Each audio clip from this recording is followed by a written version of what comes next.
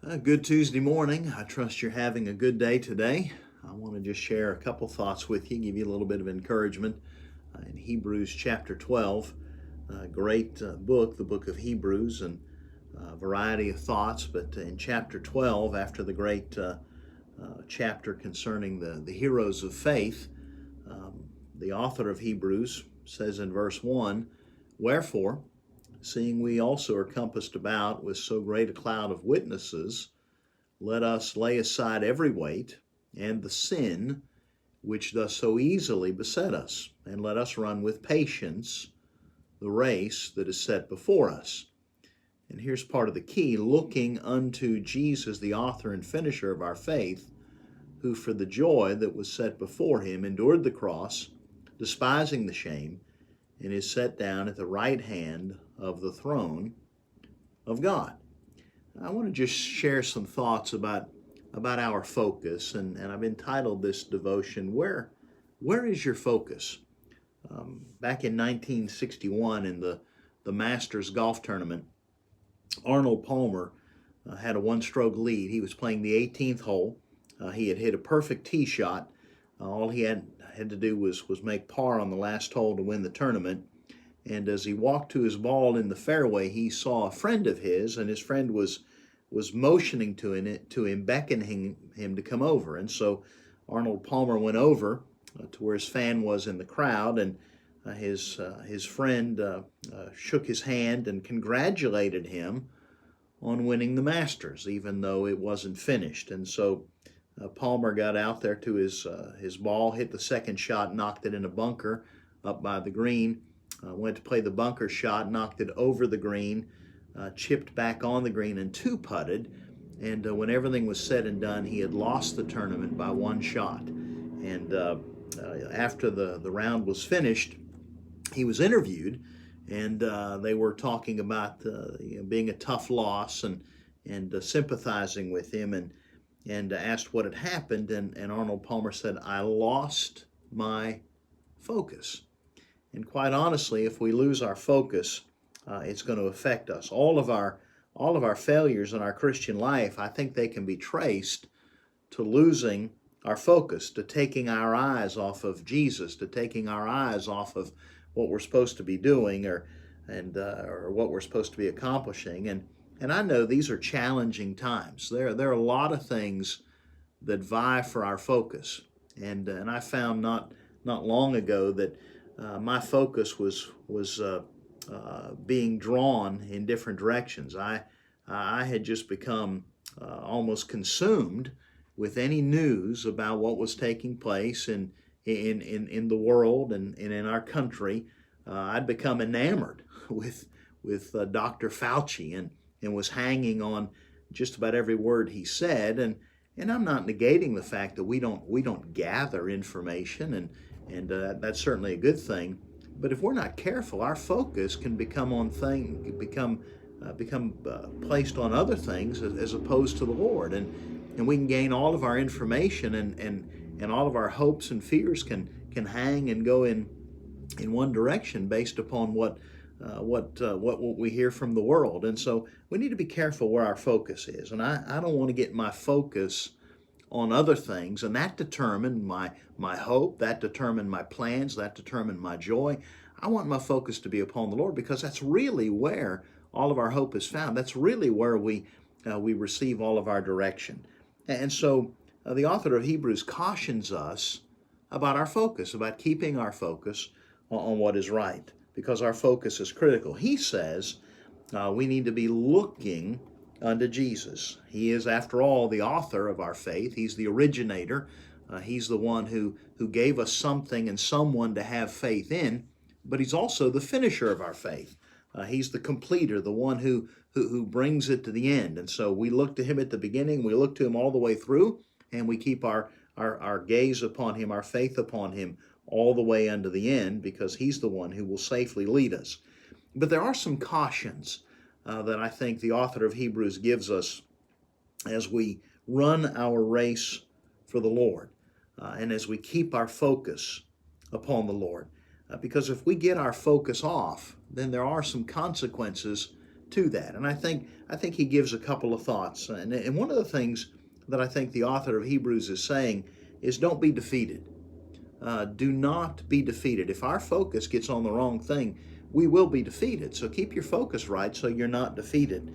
He tells us in verse 1 that we're to lay aside every weight and the sin which does so easily beset us. There are some things that will hinder us. There are some things that will hurt us and defeat us, and if we're not careful. And so we're not to be defeated. Quite the contrary, we're called to be victorious. He said, lay aside every weight. And in order for an athlete, and it's a picture of a runner that he's using here in these few verses that we read. And in order for a runner to be successful, they need to remove their outer garments. They need to take off anything that encumbers them from running. They don't want anything trailing, no trailing loose garment to hinder them or to trip them up. And so we need to put aside the encumbrances that would hinder us from being able to run effectively for the Lord. Sometimes it may be a relationship. There may be a person that is a hindrance to us being what God would have us to be. Sometimes it may be a position. It may be a position we have in an organization. It may be a job. It may be something that hinders us in our run for the Lord. It may be a hobby. It may be recreation. And it could be a variety of things that maybe in and of themselves aren't bad things, but just the way that they gain our focus, they hinder us. They become a weight that keeps us from running victoriously for the Lord. And so he says we need to be careful. Our goal is to run victoriously for the Lord. And in order to do that, we need to lay aside some weights. Sometimes we need to lay aside not just the weights, but also we're called to lay aside the sin which does so easily beset us. There are sins that entangle us. And Charles Finney, a great evangelist from years gone by, said a besetting sin is one into which we most easily and most frequently fall. And so there are things that hinder us. Sometimes it's the sin of gossip or being critical or the sin of fear, the sin of our temper or covetousness or lust or unforgiveness or pride. And we've got to be careful because that sin, it completely distances us from the Lord. It takes us away from keeping our gaze and our focus upon God. If you want to get your eyes off God, sin will do that. It'll take you away from the Lord. And I know this, God never would have commanded us to lay aside our weights and our besetting sins if it wasn't possible to do so. But God said, lay them aside because we're able to do that. And so we don't want to be defeated. We don't want to get distracted. Secondly, let us run the race that is set before us. We can't afford to get distracted. The reality is every one of us are given our individual race to run.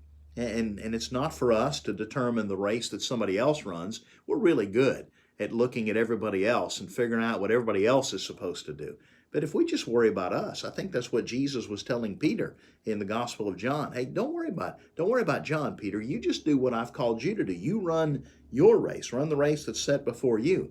But we're constantly worried about what everybody else is doing and what their race looks like. You know, in the Olympics, there are thousands of athletes that congregate, and they all compete, but they don't all compete in the same event. They all have their own event. They all have their own race, if you will, to run. And we all have our own particular race to run. God has a particular work for every believer, for every one of us. And it's His will for you and for me. We just need to embrace it. But we're also, in that race, compassed about with so great a cloud of witnesses. There are spectators that are watching us. Maybe it's those that have already run their race, as he refers back to those in Hebrews chapter 11. Maybe it's those who are now in heaven and they're cheering us on, or maybe it's their example that's cheering us on. The race they've already run that we know about, that motivates us, that cheers us to continue. Maybe it's those in the world around us, the fellow runners, other believers that are running their race, and they're watching us and they're cheering us on that we'd be successful. Or maybe it's even the unsaved that are watching us. That is a reality. There are folks that are watching us as we run our race, and so we can't afford to get distracted. We can't afford to be a distraction to other people. I don't want to do anything that's an offense or a stumbling block to the spiritual welfare of somebody else. And then he says we can't afford to be distracted. We can't afford to be defeated. But he says, don't get discouraged. Run the race with patience, with endurance. Don't get discouraged. Don't quit. Run the race when things are good, and run the race when things are bad. Don't let your circumstances or your happenings or your surroundings or even people determine how you're going to run your race. Don't let discouragement get to you. We need to keep our eyes upon Jesus and do what we do for him. And if we do that, we're not going to get defeated. We're not going to be distracted, and we're not going to be discouraged. So I want to ask you today, where's your focus? I mean, in all of this, there are numbers of voices that are clamoring for our attention, and it is obvious.